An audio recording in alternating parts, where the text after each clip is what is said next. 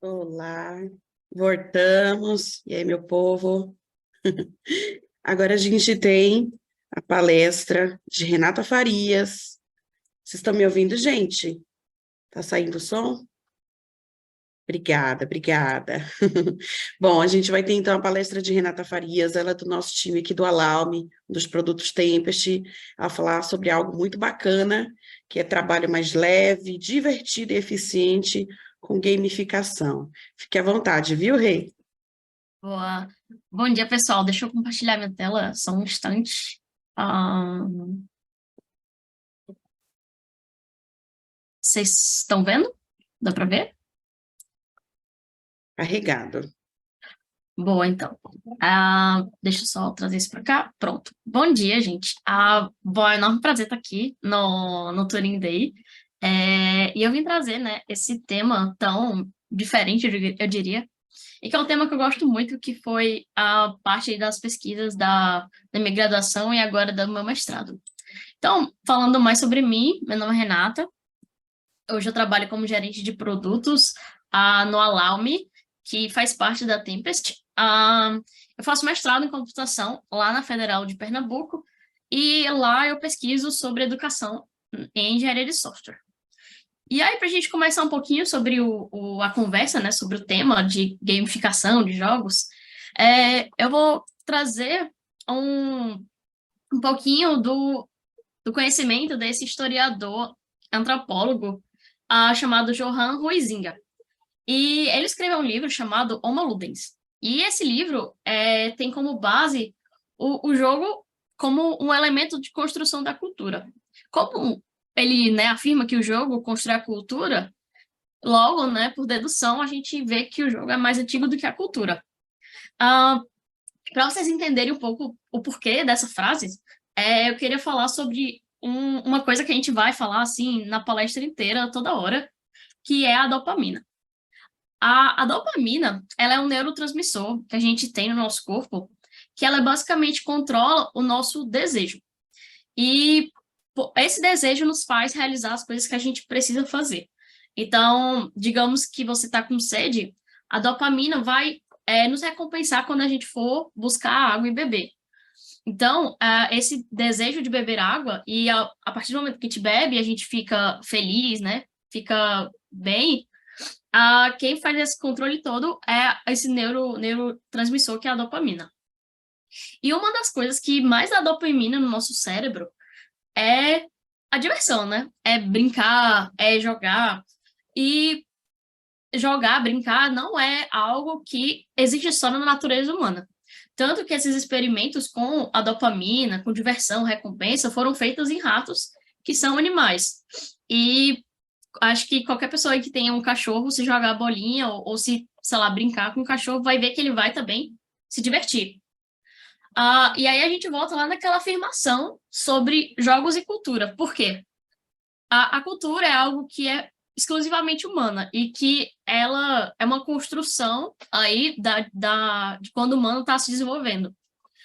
E se o brincar, né, se a diversão, né, ela existe em humanos, não só em humanos, mas em animais, em leões, como a gente está vendo aqui, como ratos, isso então quer dizer que sim, o brincar, ele é realmente algo que vem antes da cultura, da construção da cultura. E ele ajuda também a construir a nossa cultura.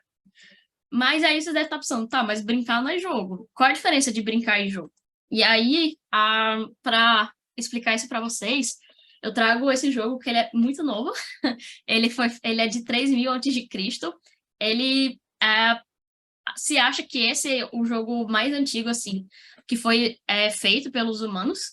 E o que transforma a brincadeira, o jogo, é a existência de algumas coisas mais posso dizer, organizacionais. Então, por exemplo, o fato dos jogos terem regras que são muito bem definidas, o fato dos jogos eles terem um objetivo final. Então, quando você pega a brincadeira, não necessariamente elas vão ter regras e não necessariamente elas vão ter um objetivo final. Mas o jogo, ele, por característica principal, ele precisa ter regras e objetivos. Daí, para exemplificar isso para vocês, para ficar mais claro, eu trouxe o nosso querido Alan Turing.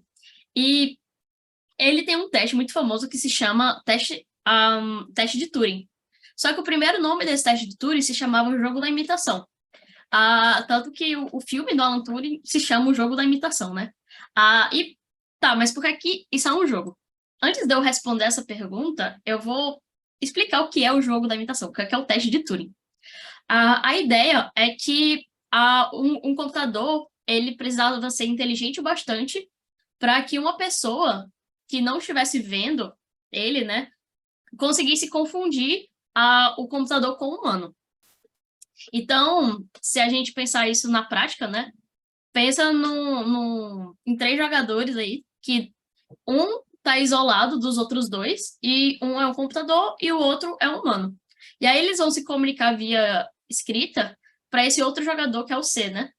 E aí esse C vai ter que pensar, poxa, quem que é o computador, quem que é o humano? E aí ele vai e faz o veredito. Eu acho que, por exemplo, o B é o humano.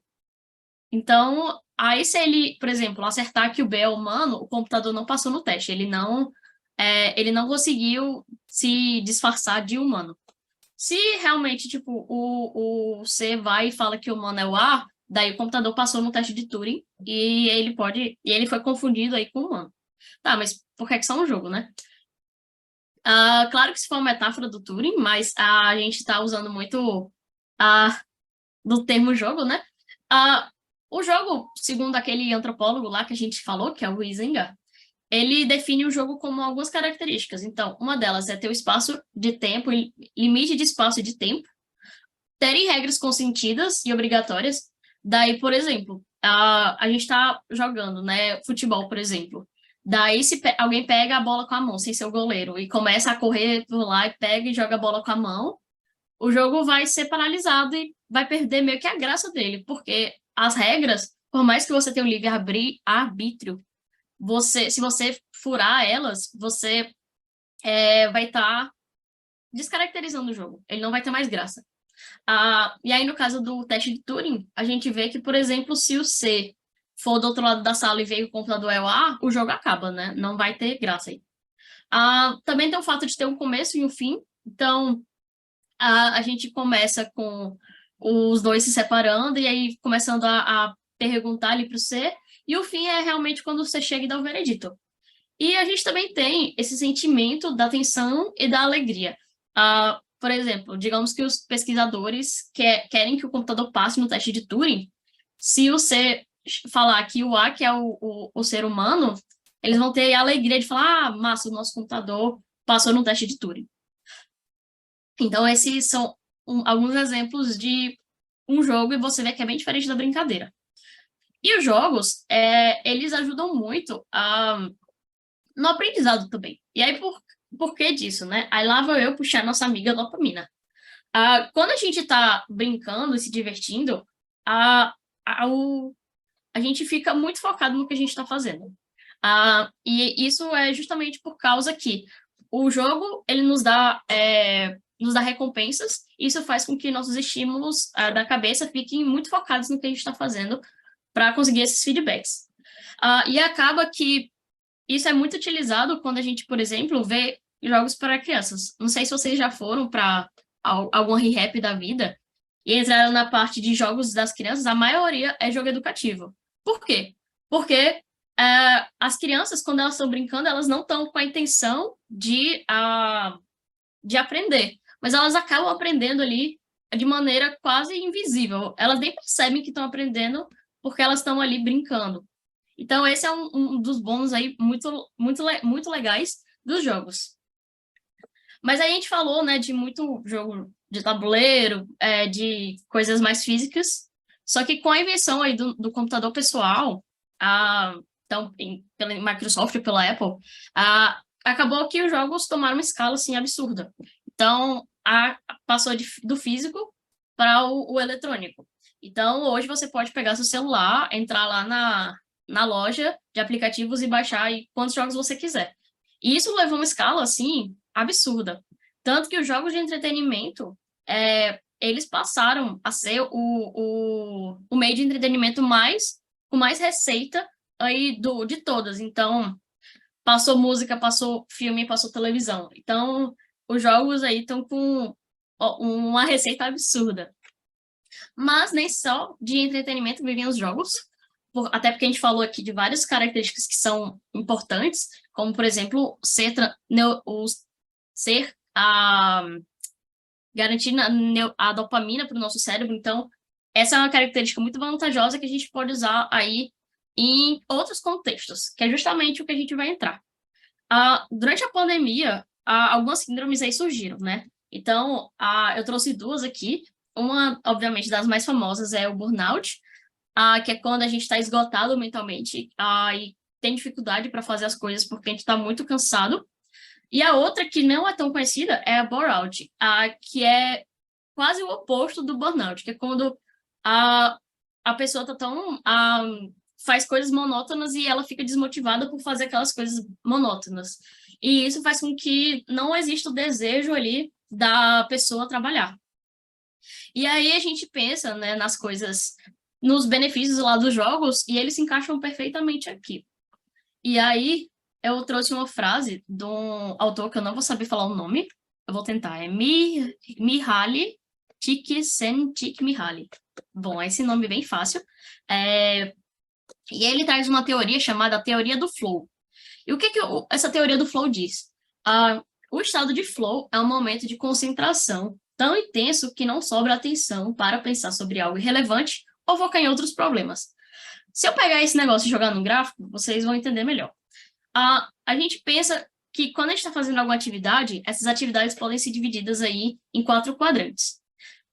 Quando a gente pode ter uma atividade que exige da gente muita habilidade ou pouca habilidade, que é esse eixo horizontal, e pode ser que essa atividade nos dê muito desafio, então a gente é muito desafiado a fazer aquilo, ou ela não seja tão desafiadora assim.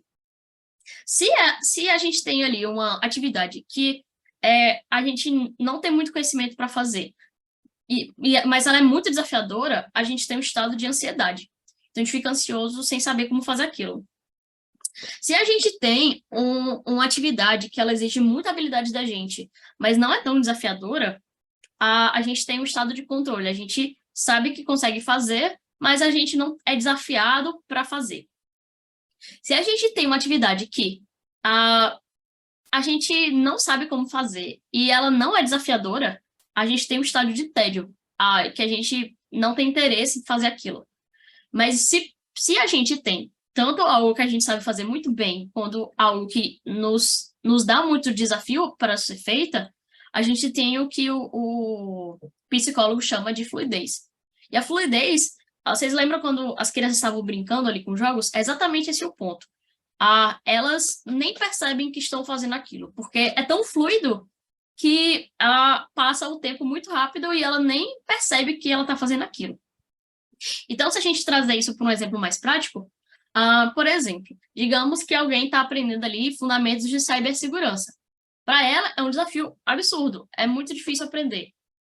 Mas, por outro lado, ela não tem habilidade nenhuma e ela quer adquirir, mas ela fica ansiosa de, meu Deus, como é que eu vou aprender isso, que é muito desafiador, se eu não tenho nenhuma habilidade? E aí que a gente entra nos jogos para amenizar exatamente esse ponto. Então, a gente vai, por exemplo, jogar objetivos, a gente vai dar feedbacks, a gente vai dar recompensas, e isso é constante. Então, cada coisinha que a pessoa for aprendendo, cada coisinha que ela for dominando, ela vai ali se empolgar, ela vai querer construir aquele conhecimento aos poucos, e aí a gente vai chegar realmente no estado de fluidez, que ela vai estar fazendo aquilo de forma quase que natural. E um exemplo muito clássico disso é o Capture the Flag. Não sei se vocês conhecem, mas é basicamente vários desafios gamificados de, por exemplo, tentar descobrir vulnerabilidades ou tentar corrigir vulnerabilidades. E isso é uma forma da pessoa ali estar se desafiando, porque não tem ninguém lá ensinando ela a fazer, mas, por outro lado, ela não sabe nada e ela vai começar a aprender com as descobertas que ela faz, né? Então, quando a gente joga jogos nisso, para ela fica muito mais atraente de aprender isso que ela está fazendo. Outro ponto, outro exemplo, né?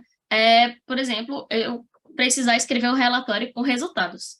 Digamos que eu nunca escrevi um relatório com resultados, então eu não tenho nenhuma habilidade de fazer isso. E escrever um relatório não é desafiador para mim. Eu não tenho muito interesse. Então, isso me dá um estado de tédio. E quando eu boto jogos nisso, eu começo a ter as mesmas coisas, né? Então, eu crio um desafio que ele é artificial, então o jogo vai introduzir um desafio que não existe na atividade. Então, eu vou começar a me desafiar. Eu vou tornar a conclusão daquela tarefa recompensadora para mim. E aí, recompensa, lembre sempre de quem? Da dopamina. Então, eu vou estar atingindo ali minha dopamina e vou estar crescendo a minha atenção sobre aquele negócio. E isso aumenta a minha fluidez. Então, da mesma forma, eu vou estar fazendo. Pode ser até que eu não faça de maneira natural, mas com certeza eu vou fazer de uma maneira muito mais engajada a esse relatório que eu preciso fazer. E aí, um exemplo de como fazer esse relatório gamificado é esse aplicativo chamado Abitica. Então, aqui vocês estão vendo nas 3 primeiras colunas coisas que eu preciso fazer, e cada vez que eu vou fazer essas coisas, eu vou ganhar moedinhas. E aí, quando vocês olharem para a última coluna, que é de recompensas, eu vou poder comprar coisas, que é justamente eu terminei uma coisa, ganhei moedinha, vou lá gastar com alguma coisa. Então, são as minhas recompensas. Então, eu posso gastar com videogame, eu posso gastar, por exemplo, com roupinhas pro meu char, né? Então, essa é uma forma, por exemplo, que eu posso ali engajar o meu fazer relatório, né? Bom, então a gente falou bastante de jogos, mas eu queria entrar agora em gamificação em si. Por quê? A gamificação, ela é um dos meios de você usar jogos para engajar em coisas que não são jogos. Ah, Diferente dos jogos sérios, os jogos sérios, eles são coisas que realmente utilizam jogos feitos para fins que você quer. Já a gamificação não. Ela extrai alguns elementos dos jogos, por exemplo, progresso, ponto, prêmio, etc., e joga em coisas que não são jogos. Daí, para vocês verem alguns exemplos, a gente tem, por exemplo, o fato de você passar de nível no jogo. Isso significa o progresso, significa que você tem mais experiência. Você, por exemplo, mata um monstro, você ganha pontos de experiência e você pode, por exemplo, melhorar as habilidades do seu personagem, e isso faz com que você tenha força para enfrentar desafios maiores. Então, quando a gente pega esse progresso e extrai, a gente pode botar isso em outros lugares. Por exemplo, o LinkedIn, ele tem esse sistema aí de progresso em que cada vez que você está ali trabalhando no seu perfil, você vai ganhando mais força, né? Melhorando mais o seu perfil, até chegar ali na estrelinha, onde o seu perfil vai ser, sei lá, um dos melhores perfis do LinkedIn. Outro canto que tem essa gamificação é no Stack Overflow. E aí eu trouxe uma foto aí do Stack Overflow e vocês conseguem ver aonde que tem gamificação. Bom, aí nesse summary praticamente tem gamificação em todos os cantos e de diferentes maneiras. Então, só para vocês verem, a gente tem aí pontuação, a gente tem ranking, a gente tem o progresso ao longo do tempo, a gente tem missões, porque as missões estão muito, por exemplo, você vai ter esse privilégio se você completar essa missão. Tem medalhas que são colecionáveis aí que você tem, e também tem essa ideia de missão. O que é que você precisa fazer para conquistar essa medalha? E também tem um gráfico social de quantas pessoas aí você já impactou durante a sua vida dentro da plataforma. Beleza. Então, sabendo que é a gamificação, como é que eu posso aplicar isso no meu dia a dia? Bom, isso aqui é muito relato de experiências que eu já tive, mas eu acho que se você pegar isso aqui e jogar no Google, com certeza vai ter 30 milhões de guias aí explicando. Mas eu vou passar a minha visão. A primeira parte, para você gamificar qualquer coisa, é você entender onde que você está. Qual é o contexto que você está. Então, qual é se existe algum problema, qual é esse problema? Então, o que é que está acontecendo de ruim? E por que isso é importante? Se você aplicar de uma maneira ruim a gamificação, pode ser que ela traga coisas que você não quer que aconteça. Então, por exemplo, se eu desconsiderei o meu contexto de que tem pessoas super sobrecarregadas e eu boto uma competição nisso, o efeito vai piorar a situação. Então, vai ter pessoas aí ainda mais sobrecarregadas. Então, o primeiro passo é você realmente considerar o seu contexto em que você está. Segundo ponto, é o que você quer como resultado. Então, eu sei que existe um problema e eu quero resolver esse problema usando gamificação, mas por que gamificação? Por que não outras coisas? E aí esse porquê, ele é muito por causa de um trade-off que a gamificação tem, que é relacionado ao tempo. Ah, quando você vai criar essas gamificações, elas dependem de ah, tempo para fazer, tempo para implementar. Às vezes você precisa comprar prêmios ou então dar premiações. E quando eu falo de tempo para desenvolver, é muito de você pensar em como você vai aplicar isso da maneira correta. Porque se você aplicar da maneira não tão boa, de qualquer jeito, pode ser que ela tenha aquele efeito contrário também. Então, é muito importante você ter esse objetivo muito claro do que você quer, para poder, então, seguir em frente. A segunda parte é você entender sobre quem são as pessoas que você vai introduzir a gamificação. Por que disso? Porque os jogos eles têm características diferentes e metodologias diferentes. E aí, para explicar isso, existe um cientista chamado Bertolt, que ele fez arquétipos de jogadores. Então, os jogadores têm perfis diferentes. E esses perfis são basicamente uh, divididos aí por esses 4 eixos. Então, o eixo de cima é muito como as pessoas gostam de interagir. Então, elas interagem muito mais ativamente. Então, por exemplo, os lutadores, eles interagem muito mais ativamente do que os socializadores que preferem interagir. E aí ele tem também o eixo horizontal, que ele fala com o que a pessoa gosta de interagir, se é com outros jogadores ou se é com o mundo. Então, por exemplo, quando a gente bota um agir sobre jogadores, a gente vê muito jogadores que gostam de ser lutadores, que gostam de, por exemplo, ficar em rankings, ser os primeiros a ganhar prêmios por recompensa. Então, vocês lembram lá do Bob Esponja, que é o funcionário do mês? É tipo, esse é o tipo de coisa que você pode trazer, por exemplo, para pessoas que são mais lutadoras. Já os conquistadores, eles gostam de atuar, só que em vez de ser sobre jogadores, eles preferem atuar sobre o mundo. Então, coisas como o GitHub tinha, como conquistas, que você coleciona as coisas, a gente vê que é muito algo de pessoas que gostam realmente de conseguir aquelas coisas que ninguém conseguiu até então. Já no eixo inferior, a gente tem a interação com, diferente do agir sobre. E o lado de interagir com outros jogadores, a gente tem a característica social, que segundo o Bartol é onde está a maioria aí dos jogadores, que o foco é você fazer amigo, é você interagir. E o do outro lado, que são os exploradores, a gente tem uma interação comum. Então, são aquelas pessoas que gostam de explorar coisas que ninguém nunca viu, procurar mistérios escondidos, como se fosse um mapa do tesouro, aí, por exemplo. Tá, e se você conseguir identificar isso dentro de onde você quer gamificar, vocês vão ver que vai ficar muito mais fácil. Porque o próximo passo é justamente você definir os métodos. E aí é o como você vai fazer as coisas. E aí, para dar o exemplo, como essa parte depende das outras, eu vou pegar um exemplo de, digamos que você está num contexto em que os colaboradores, eles não se dão bem, eles brigam muito, eles não, enfim, não se dão bem. E acaba que meu objetivo é tentar unir essa equipe, né? Tentar fazer com que eles se deem melhor. E eu pesquiso ali qual o perfil deles e vejo que, por exemplo, eles são umas pessoas que gostam mais de interação e gostam de explorar o mundo. Aí eu já posso ver, por exemplo, que eu posso usar um método ali de gamificação que trate a cooperação entre todo mundo e que traga também algumas coisas aí, por exemplo, colecionáveis que eles vão precisar meio que explorar o mundo aí para obter.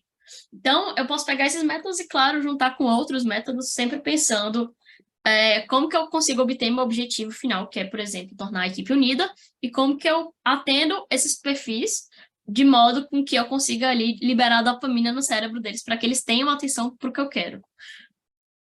Depois, o outro ponto é você pensar em referências. Afinal, a gente não trabalha com jogos, então é muito difícil a gente pensar em novos tipos de mecânicas, sendo que a gente não tem experiência com isso.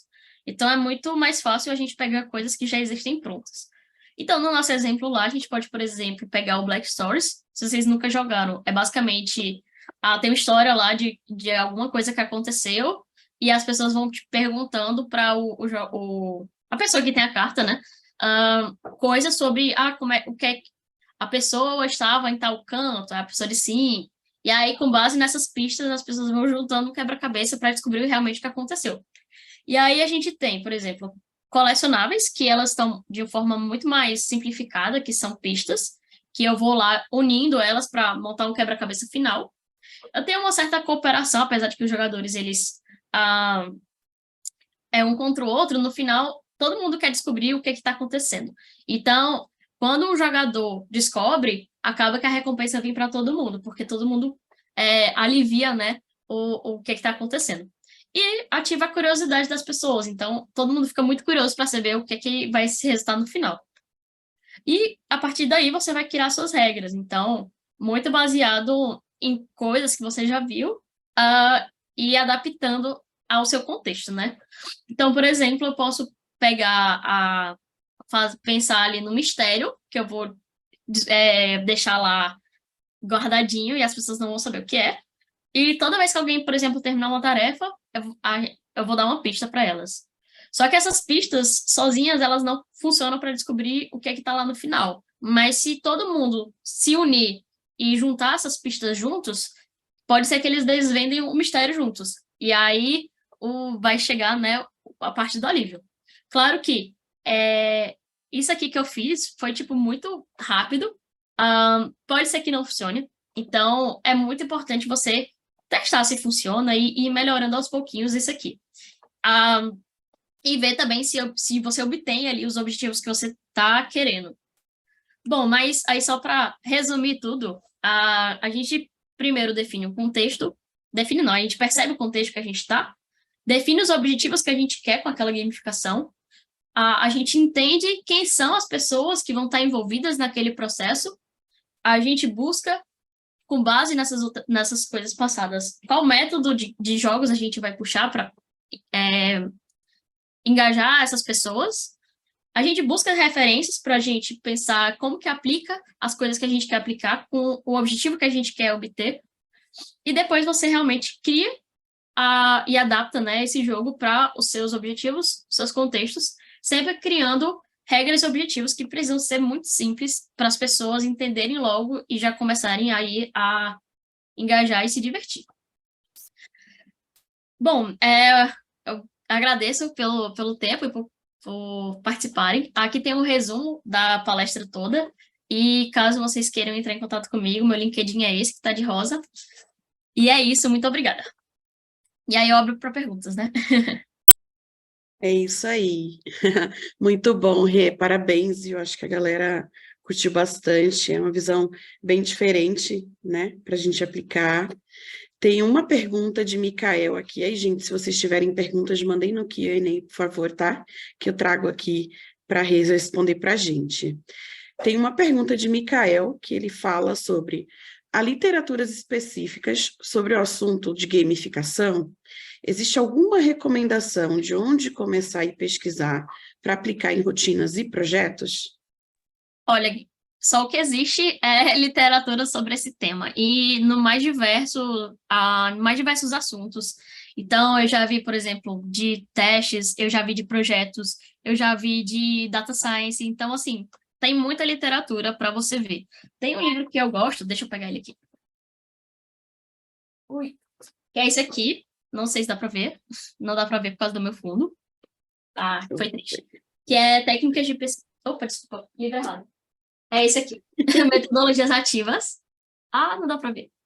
Que ele fala sobre, além de gamificação, outros tipos de métodos aí para você usar e tentar prender mais a atenção das suas pessoas que você está lá. Mas se você jogar no Google, com certeza vai ter várias pessoas aí. Olha aí, tem uma pessoa querendo responder a pergunta. Na verdade, estão perguntando qual que é o nome do livro. O nome do livro é E Metodologias Inovativas. Deixa eu ver aqui. É Andrea Filatro. Mas, assim, tem muita coisa na literatura, assim. Se você jogar no Google Escola, você vai ver 1 milhão de coisas ali sobre gamificação. É um tema, assim, é, bem quente, não só no mercado, mas também ali no acadêmico, né? perfeito. Tem uma pergunta de Gisele Freitas, falando sobre se você trabalha com gamificação no ensino, né? E se sim, se você pode contar um pouquinho da sua experiência, a gente ainda tem tempo. Boa. Eu já trabalhei com gamificação no ensino. Uma das coisas ali que tem uma plataforma chamada Classcraft, que ela é uma plataforma de gamificação do ensino. E aí o que a gente faz é quando você transforma as notas dos alunos em pontos. E aí o que acontece? Quando os alunos vão, por exemplo, fazendo as atividades, lendo livros e lá, por exemplo, jogando perguntas no fórum, eles vão ganhando pontos que no final do semestre é, isso vira nota para ele. Só que além dessa nota, é Classcraft. E só que além dessa nota, eles também vão desbloqueando coisas como roupas para os jogos, roupas para o personagem. Eles vão desbloqueando, por exemplo, magias, por exemplo. Quando você usa magia, você pode pedir ajuda da gente na prova. Então, essa é outras maneiras aí de gamificar. Mas, como eu falei, vai depender muito do seu contexto, vai depender muito do seu objetivo. O nome da plataforma é Classcraft, eu botei ali. Ah, e, e você vai pensar, existe muito já, se você pesquisar no Google, existem muitas coisas já existentes com gamificação, você não precisa criar tudo do nada. Então, basta você olhar. Meu Deus, muitas mensagens. Tá. Legal. Fernando Lima está dando parabéns pela palestra, e aí pergunta se como posso criar um processo de mentoria de colegas de trabalho para o aprendizado, né? E se você pode falar um pouquinho mais por onde começar a estudar para criar um processo que dê bons resultados. E aí, se você tiver mais livros também, a galera está ansiosa aqui para saber os nomes dos livros que tu está consumindo. Boa. Então, Fernando, vai depender muito do seu objetivo, vai depender muito das pessoas que você está trabalhando. Gente, eu vou botar aqui metodologia inovativa. Ela é da Andrea Pilatro. Beleza. Então, mas se você botar no Google, juro pra vocês, se vocês jogarem no Google Gamificação, vai ter tipo 1 milhão de pessoas falando sobre isso e mostrando isso. Mas eu vejo que esse passo a passo é muito importante. Já aconteceu de eu desconsiderar contexto, ou desconsiderar, por exemplo, os jogadores. Então, por exemplo, tinha uma vez que eu fui gamificar uma retrospectiva e tinha um jogador lá que ele não curtia jogos. Então ele ficou, tipo, de cara emburrada o jogo inteiro. Então, é muito importante você considerar essas coisas. E aí, o como, eu acho que já existe muita coisa de como fazer isso hoje. Principalmente nessa parte de buscar referências. Quando você está pensando em fazer as coisas e você busca essas referências, você vai encontrar muita coisa aí no mercado. O que você não vai encontrar é justamente essas 3 primeiras coisas. Pensar no contexto que você está, pensar no seu objetivo e pensar em quem que está envolvido ali naquele processo. Então, você ter muito cuidado com isso, mas o como realmente não parece para mim que o Renato coloca no chat. Vixe, gente. Foi triste, então. Tá aqui. É porque eu tava com o negócio errado.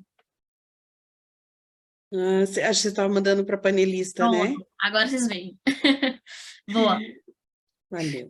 Então, eu não sei se eu respondi a pergunta, mas eu vejo assim. Você Beleza. pode pesquisar, e existe muita pesquisa aí de jogos.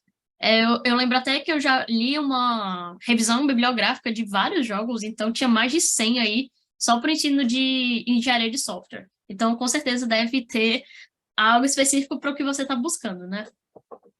Bacana.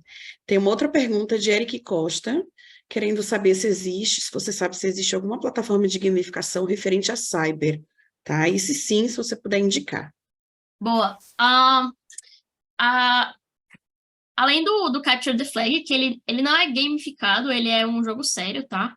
Aí é uma diferença muito pequena, mas basicamente a gamificação a gente tira os elementos de jogos e bota em coisas que não são jogos. Então, por exemplo, tem uma plataforma que se chama El Capitão, opa, desculpa, El Pescador, que ele joga phishings de mentirinha para as pessoas quererem, tipo, para as pessoas caírem.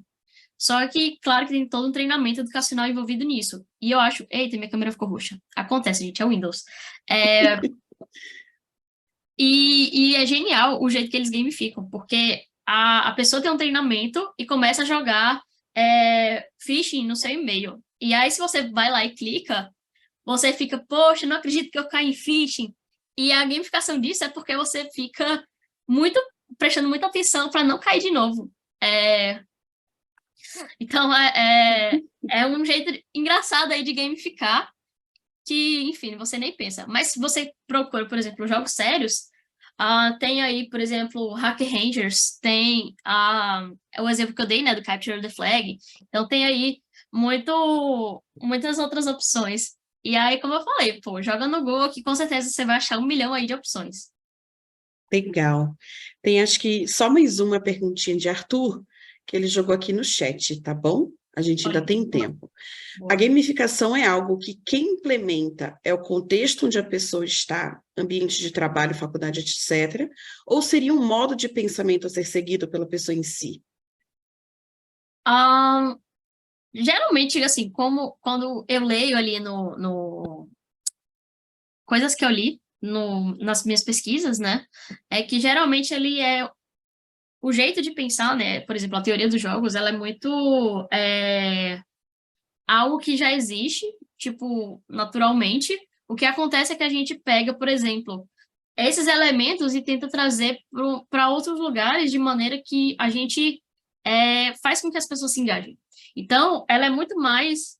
A gente consegue extrair, a gente tem isso naturalmente, mas a gente consegue extrair para aplicar em outros contextos. Não sei se eu fui muito clara, mas é, meio que as duas respostas estão certas, mas no nível de que eu quero engajar as pessoas, é muito mais dessa segunda parte, que eu trago esses elementos para engajar as pessoas. Então, eu preciso aplicar isso, de certa forma. Legal, o Arthur está dizendo que foi claro sim, viu, Rê? Massa. Obrigadão. Tem só mais um, aproveitando que espremendo bem o tempo. Micael perguntou se você tem alguma referência para gamificação no ensino no nível técnico.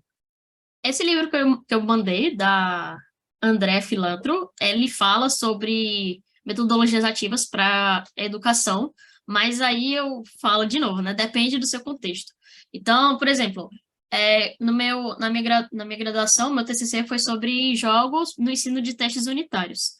Então, eu usei muito, por exemplo, um pesquisador, esqueci o nome dele agora. Vixe, esqueci o nome dele, gente, desculpa. Mas ele era muito conhecido nessa área de gamificação para testes. Então era assim, algo super ramificado, né? Super específico. Então, assim, vai depender muito do seu contexto, do seu objetivo, mas falando assim de modo mais geral, eu acho que esse livro é muito bom, ele é muito bonito também. E ele vai falar aí sobre vários autores e várias coisas técnicas e dar exemplos também de como você aplica isso. Mas realmente, se você quer ir mais de um jeito mais profundo, aí é basicamente seguir esse passo, né? Tipo, entender o contexto, entender o objetivo, e aí sim buscar referências. Bacana, legal.